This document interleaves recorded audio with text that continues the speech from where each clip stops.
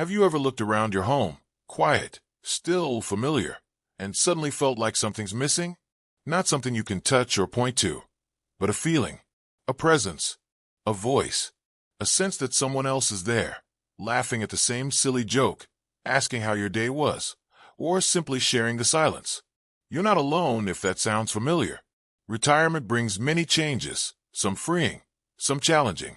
And for many of us, one of the hardest changes is adjusting to living alone. After years of family routines, busy mornings, office chatter, or raising kids, the stillness can feel strange. It's not just the absence of noise, it's the absence of connection. And no matter how strong you are, we're not wired to live in isolation. But here's the good news. Feeling lonely doesn't mean you're broken. It doesn't mean you've done anything wrong. It simply means your heart is still open. You still want to connect. And that's a beautiful, powerful thing, because it means you can reconnect. In this video, we're going to walk through 5 simple but powerful social habits that can gently bring you back into the world again. These aren't grand, exhausting plans. No, these are small, manageable actions you can take, right from where you are. They're made for people just like you, who want more connection in their life, but aren't quite sure how to start. So let's start small. Just a spark. A moment. Let me ask you this. When was the last time you said hello to a stranger? I don't mean a long conversation or anything too deep. Just a friendly nod, a warm smile, a passing good morning. If it's been a while, you're not alone. We often underestimate how much those tiny moments matter. But there's something I call the 3-minute rule. It's simple, every day. Take just 3 minutes to initiate a little human connection. You're walking to get the mail? Wave at your neighbor. Standing in line at the grocery store? Ask the person in front of you how their day is going. Sitting on a park bench? Compliment someone's dog. That's it. 3 minutes. One connection. And here's what happens. Over time, these small exchanges send a message to your brain. You belong. You're seen. You're part of a community, even if it's one smile at a time. It also breaks the cycle of invisibility that so many seniors feel when they start to live alone. And even better, it often opens the door to something more. Now, some people say, but I'm not a social butterfly. I've always been quiet. That's perfectly okay. Connection isn't about being loud or chatty. It's about showing up, being present, making a little space in your day for someone else to step into.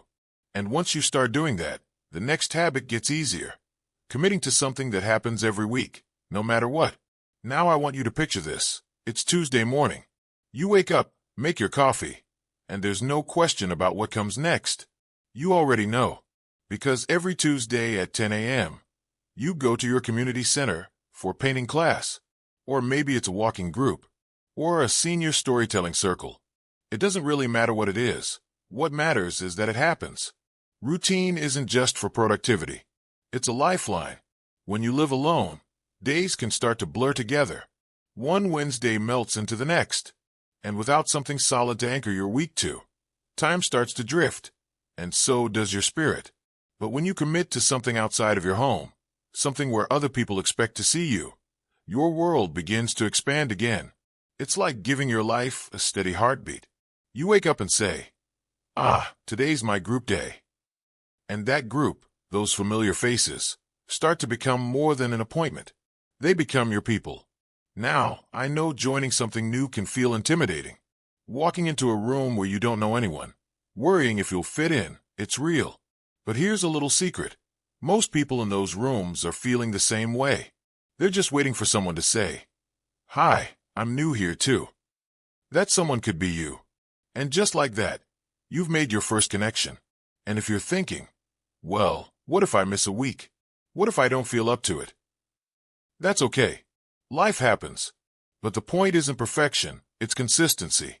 The goal isn't to show up every single time without fail. The goal is to have something to return to. Something that's yours. A thread of belonging you can hold on to, even when the rest of the world feels distant. So let's take a breath together right here. You've already done more than you think by simply being open to this conversation. That willingness to explore, to try, to reconnect, is what makes all the difference. And once we've got those first two habits in motion, something beautiful starts to shift. Because connection isn't a one-time fix. It's something we nurture, like a small fire. And with a little time, a little intention, it grows. Now, let's keep that momentum going.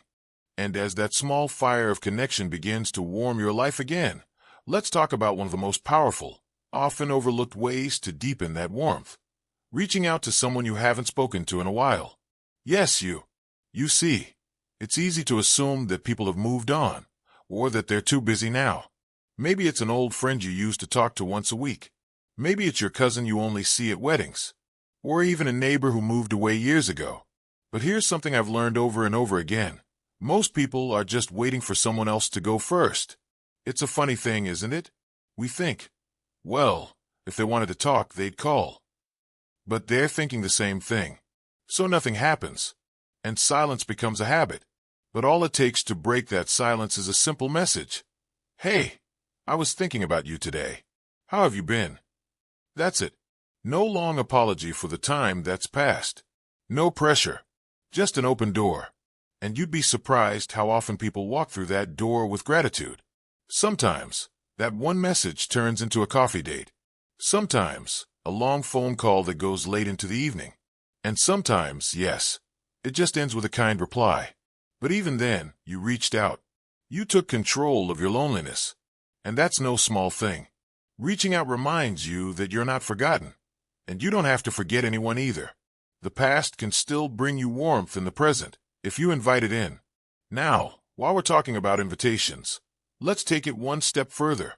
What if instead of waiting for an event, a group, or an invitation from someone else, you were the one who hosted something? And before you shake your head or say, no way, that's too much, just hear me out. I'm not talking about a big party or anything fancy. I'm talking about something simple, something small. A Sunday tea and stories with two friends. A weekly bring your own book hour in your living room. A potluck dinner where each person brings one dish and one memory from childhood. Hosting gives you a reason to prepare, to look forward, and most importantly, it gives you a sense of agency. When you live alone, so much of life can start to feel passive. You react to the silence, to the days, to the moods. But when you host, even something as tiny as a shared cup of coffee, you become the creator of connection. You take ownership. And that shift, mentally, emotionally, is huge. Because it reminds you of who you are. You're not just someone who retired. You're someone who still has something to offer. A space to welcome others. A heart that still has room for community. And if you're wondering, well, who would even come? You'd be surprised. There are so many people, just like you, who would love a reason to get out of the house. Whether it's the lady from your Tai Chi class or your friend from church who also lost their partner. People are often grateful for a gathering that feels low pressure and real. Start small. One person, one time, one moment, and let it grow naturally from there. You don't need to impress anyone. You just need to invite. And here's where it gets interesting.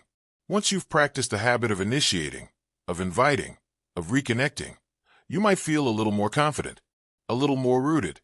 That's when it becomes easier to do something a bit more adventurous, trying something new where no one knows your name yet.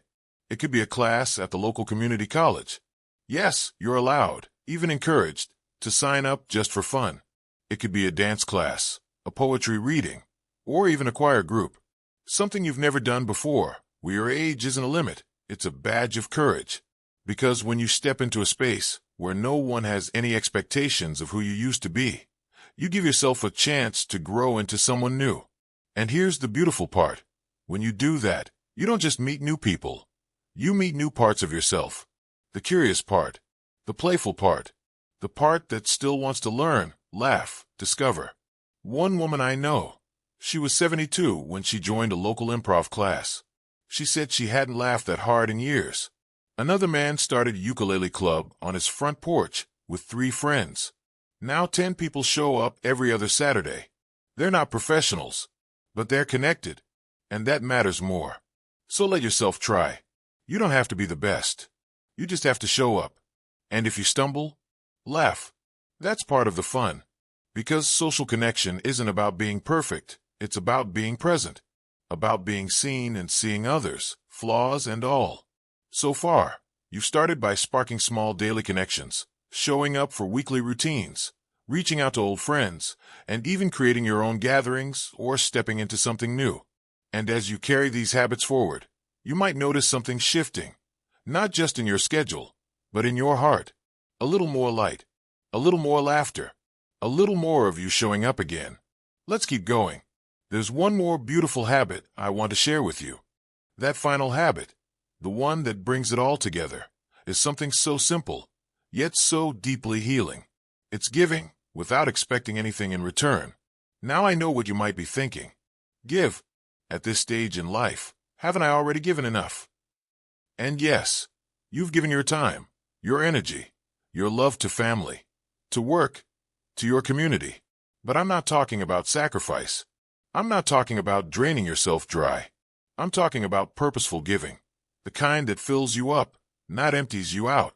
There's something powerful that happens when you offer kindness with no strings attached. When you do something small for someone else, just because you can.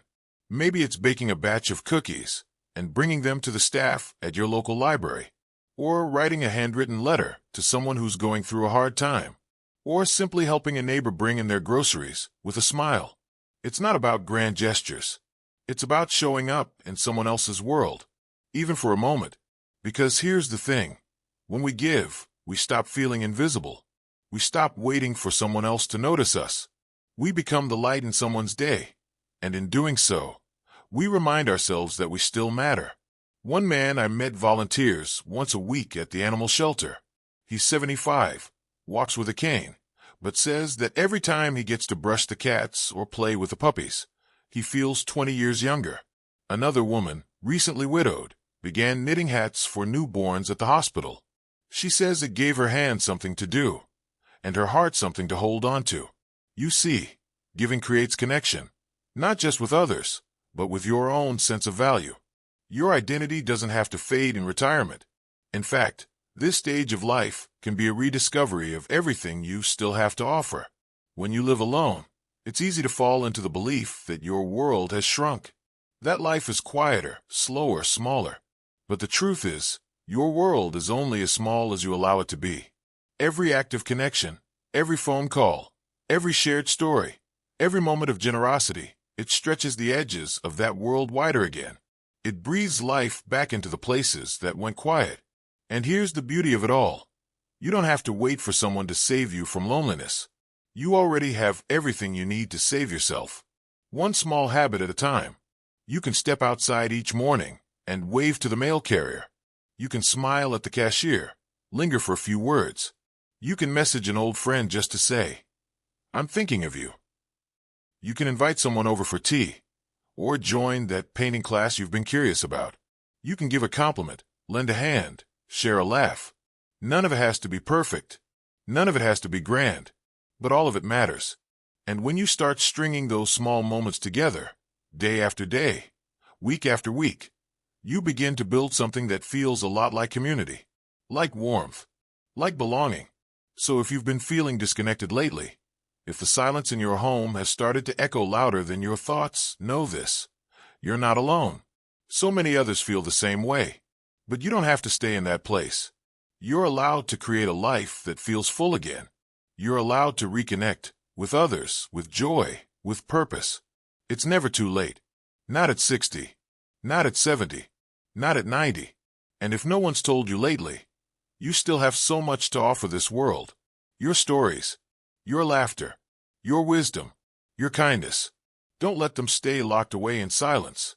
So let's take that first step together. Right now, think of one small thing you can do today to reach out, to connect, to give. Just one.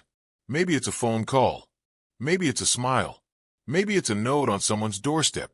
Whatever it is, do it with your whole heart. Not because you have to, but because you can. And after you do, come back here. Tell us in the comments what happened.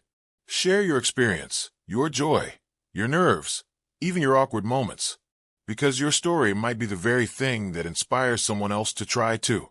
If this video spoke to you, if it reminded you that your heart still beats with purpose, go ahead and give it a like. Subscribe to this channel if you want more simple, powerful ideas for living a connected and joyful life after retirement. We're building a little community here, and we'd love to have you be a part of it. Remember, connection doesn't have to be complicated. It just has to be intentional. So here's to you, the courage in your heart, the kindness in your spirit, and the days ahead that are still waiting to be filled with laughter, love, and meaning. You are not done. Not by a long shot.